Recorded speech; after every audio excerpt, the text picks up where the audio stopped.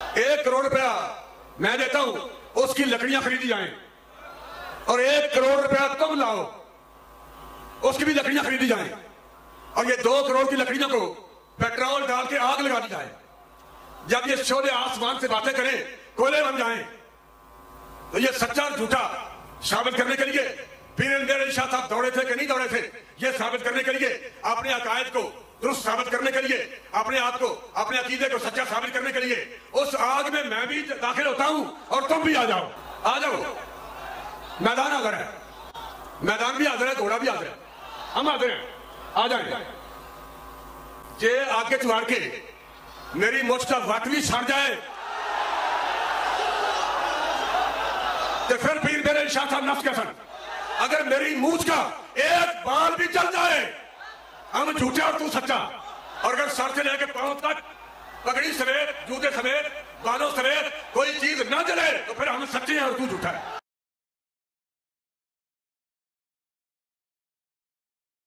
शाह साहब की नस्बी फ़जीलत और इल्मी वजाहत के हम कायल हैं, मोतरिफ़ हैं, कदरदान हैं।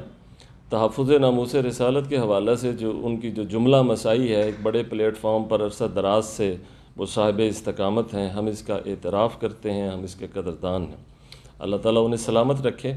सिर्फ़ इस एक मसला की तरफ तवज्जो दिलाते हैं जो उन्होंने एक जम्मे गफ़ीर के सामने बहुत बड़ी बात कह दी है, तो हम उनसे गुजारिश करते हैं कि वो इस पर नज़रसानी करें। वो ये है कि इस उम्मत में किसी को भी ये ज़मानत नहीं दी गई, वो कितना ही साहिब फ़ज़ल हो, उसका नसब कितना ही आली और आला हो, और वो कितना ही बड़ा बुज़ुर्ग हो, ये हुक्म हर एक के लिए आम है कि आग है तो आग जलाएगी। इल्ला ये कि खर्के आदत के तौर पर अल्लाह ताला किसी को आग से महफूज करे, लेकिन इसकी भी ज़मानत कौन देगा? वही का सिलसिला तो मुनक़ते है, बंद है। अब इल्हाम जो है या कश्फ जो है, कश्फ वैसे ज़न्नी है, तो अगर किसी को यह कश्फ भी हो जाए तो वो ज़न की बुनियाद पर आग में नहीं कूद सकता, क्योंकि उसके पास हतमी तौर पर कोई चीज़ सामने नहीं आई कि तुम कूदोगे तो यकीनन बचा लिए जाओगे। खर्के आदत के तौर पर बाज़ बुज़ुर्गों से ऐसा हुआ है कि आग में उनका हाथ या जिस्म का कुछ जुज़ सलामत रहा है, लेकिन ये हर एक के लिए मुकर्रर नहीं है, बल्कि हर वली के लिए भी मुकर्रर नहीं है। आग बहरहाल जलाएगी। एक वाक़या मैं आपके सामने पेश करता हूँ। वो हदीस यकीनन आपकी भी नज़र से गुज़री होगी कि मदीना में किसी के घर में आग लग गई, तो वो सरकार दो आलम की खिदमत में हाज़िर हुए, तो आपने फरमाया कि इन्न हाज़िहि नार अदुव्वुल लकुम, ये आग तुम्हारी दुश्मन है। आग की ये सिफत है, उसमें ये तासीर है कि वो जलाएगी तो वो जलाएगी। ये ज़मानत किसी के पास नहीं है, ये गारंटी किसी के पास नहीं है। किसी को भी ये इख्तियार नहीं दिया गया कि वो अगर आग में हाथ डालेगा तो उसका हाथ जो है वो भी ज़रूर जो है वो बचा लिया जाएगा, महफूज कर लिया जाएगा। और फिर आप अहले हक़ हैं, आप अहले इल्म हैं, तो अहले हक़ का अपने आप को अहले हक़ साबित करने के लिए ये चैलेंज करना कि आग फ़ैसला करेगी, ये मसला ही गलत है, ये रिवाज ही नहायत गलत पड़ गया है। हमारे बर्रसगीर पाक व हिंद में कई जगह पे ऐसा हुआ है, बिलखुसूस हमारे कुरैशी हाशमी ख़ानदान के ज़ू नसब कई फ़ुज़ला की तरफ से कि वो अपने आप को अहले हक़ के तौर पर ये बयान करते करते ये चैलेंज कर देते हैं कि हमारा फ़ैसला आग करेगी। अगर आग ने हमें जलाया तो तुम हक़ पर हो, अगर आग से हम महफूज रहे तो हम हक़ पर हैं। इस पर ना कोई आयत है, ना इस पर कोई हदीस है, और ना ही इस पर कोई किसी किस्म का इस्तिदलाल किया जा सकता है कि आग आपको महफूज रखेगी। मुबाहला को आगे उम्मत के अंदर बढ़ाया जाता है, तो मुबाहला जो है वो अपने मौरद पर बंद है।